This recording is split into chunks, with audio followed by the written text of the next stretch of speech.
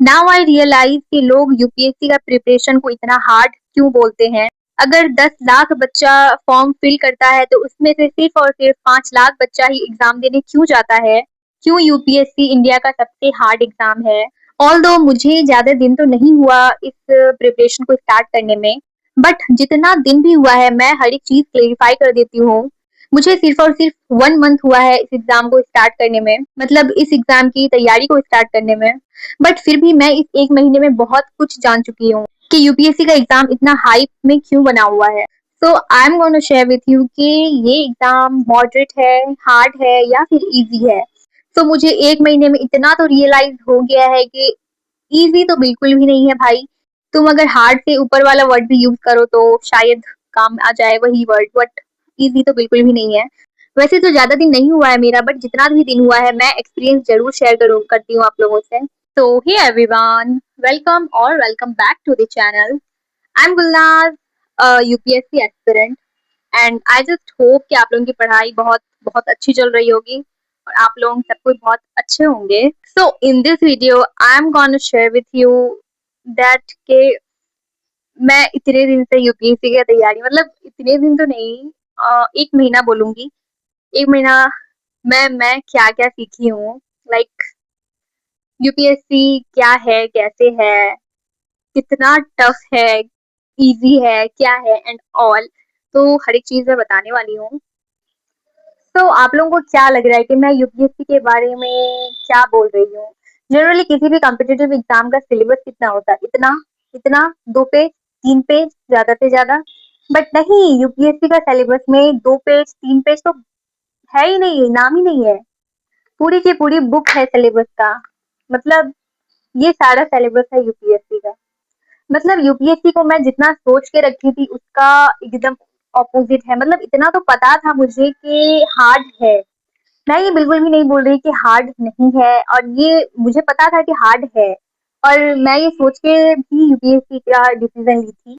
But the point is कितना hard है, तो वो आप लोगों को सिलेबस देख के ही पता चल जाएगा कि कितना हार्ड है। मतलब I have no word.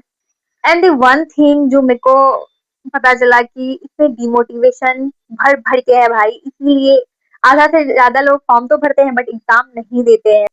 I don't know why UPSC is so much difficult. I know district को पूरा चलाना है, इसीलिए इतना हार्ड सिलेबस है। बट इसमें कोई, मतलब यूपीएससी का सिलेबस ऐसा है कि इसमें कोई लिमिटेशन नहीं है भाई। तुम मतलब जितना पढ़ो वो उतना कम है। आई डोंट नो, मैं एक बिगिनर हूँ इसलिए मुझे ऐसा लग रहा है या फिर सबको ही ऐसा लग रहा है। बट अभी तक जितना मैं रियलाइज कर पाई हूँ अभी तक तो वही है।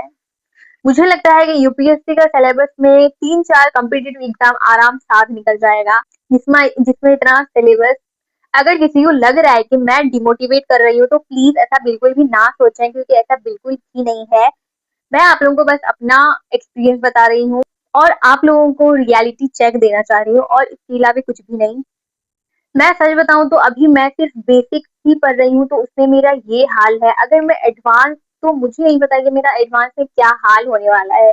तो अगर मैं अपना सिलेबस के बारे में बताऊं कि मैं क्या क्या ऑलरेडी पढ़ चुकी हूँ, तो बैच में एंशियंट हिस्ट्री पूरा खत्म हो चुका है। फाइनली फाइनली एंशियंट हिस्ट्री पूरा खत्म हो चुका है। यहाँ तक है, संगम एज तक एंशियंट हिस्ट्री। उसके बाद ये मिडिवल हिस्ट्री का चैप्टर है सारा। ये पोस्ट गुप्ता पीरियड, ये भी मिडिवल मिडिवल में ही पढ़ाएंगे सर, बट संगम एज पहले ही पढ़ा चुके हैं।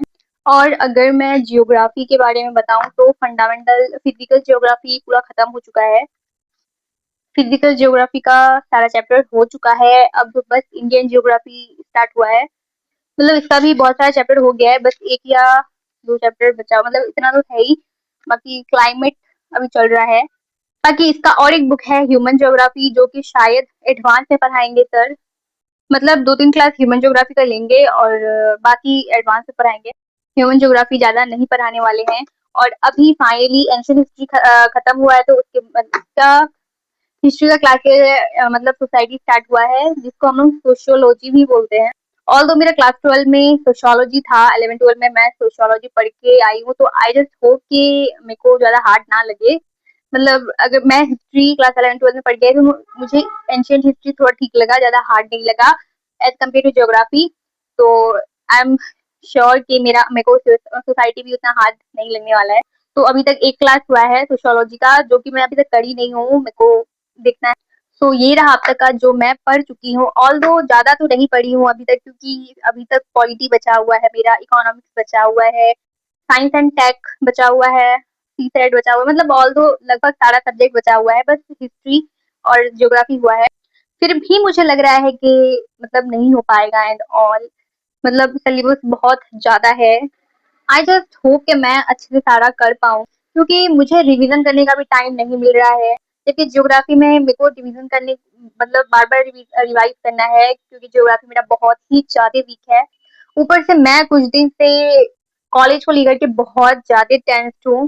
मुझे कॉलेज का भी कुछ समझ में नहीं आ रहा है कि मैं क्या करूँ? ऑल्दो मैं 2-3 कॉलेज में फॉर्म फिल कर चुकी हूँ, एप्लीकेशन फॉर्म, बट फिर भी मेरे को डाउट है कि मैं क्या करूँ? मैं रेगुलर से करूँ या फिर मतलब घर के पास वाले कॉलेज से करूँ, जिसमें अटेंडेंस वगैरह का कोई चक्कर नहीं है, या फिर मैं डिस्टेंस से करूँ। सबका अलग-अलग ओपिनियन है, मतलब मेरे को समझ में नहीं आ रहा है कि मेरे लिए क्या बेस्ट रहेगा, क्योंकि मैं बहुत सारे यूपीएससी एस्पिरेंट को देख चुकी हूँ, तो वो बहुत लोग बोलते हैं कि कॉलेज सही है, मतलब कॉलेज लाइफ भी अच्छा है, एक बार वो करना चाहिए। और बहुत कोई बोलता है कि टाइम पास हो रहा है, मतलब पढ़ाई पर उसमें पढ़ने का टाइम बिल्कुल भी नहीं मिलेगा यूपीएससी का, अगर कॉलेज रेगुलर कॉलेज से करोगे तो। तो देखते हैं मेरा एडमिशन कहाँ होता है, क्योंकि अभी तक तो फिलहाल सब कुछ मेरा बीच में अटक रहा है। मुझे कॉलेज का इतना सारा कमेंट आ चुका है, तो फाइनली मैं बता चुकी हूँ कि अभी तक मेरा कॉलेज फाइनलाइज नहीं हुआ है बिल्कुल भी। ऑल्दो मुझे बीएचयू का एफिलिएटेड कॉलेज में 2-3 कॉलेज में है जो मेरे को एडमिशन मिल रहा है, और 25 जुलाई तक उसका शायद एप्लीकेशन फॉर्म का डेट है। तो मैं चाहूँ तो कर सकती हूँ, और एफिलिएटेड कॉलेज में मेरा हो भी जाएगा, क्योंकि मेरा उसमें कट ऑफ से हाई है मेरा स्कोर। तो बट फिर भी पता नहीं क्यों मन नहीं मान रहा है मेरा, तो उसका अभी तक एप्लीकेशन फॉर्म में फिल नहीं करी हूँ। तो देखते हैं क्या होता है, और आई जस्ट होप कि आप लोगों को मतलब यूपीएससी के बारे में पता चल गया होगा कि कैसा है एंड क्या है। ईज़ी तो मैं बिल्कुल भी नहीं बोलूँगी, हार्ड ही बोल सकती हूँ। पर कोई ना, अब इस रास्ते में आ चुकी हूँ, तो अब फ़तह करके ही जाऊँगी। होना नहीं होना वो तो किस्मत की बात है, पर हम कोशिश भी ना करेंगी तो गलत बात है। तो आज के लिए इतना ही। मैं रेगुलर स्टडी व्लॉग्स अब से अपलोड करती रहूँगी। मैं बीच में बहुत ज़्यादा डिमोटिवेट हो गई थी, इसलिए मैं व्लॉग शूट नहीं कर पा रही थी। मुझे मन भी नहीं कर रहा था शूट करने का। बट अब से मैं कोशिश करूँगी कि मैं रेगुलर व्लॉग्स अपलोड करूँ, और मैं पढ़ाई में कंसिस्टेंट होके रहूँ, क्योंकि इसमें कंसिस्टेंसी बहुत ज़्यादा ही मैटर करता है, कंसिस्टेंसी एंड डिसिप्लिन। तो या bye bye, love you all. I just hope कि आप लोगों को वीडियो अच्छा लगा होगा। अच्छा लगा तो प्लीज़ सब्सक्राइब करके जाना, बिना सब्सक्राइब किए मत जाना। Bye bye.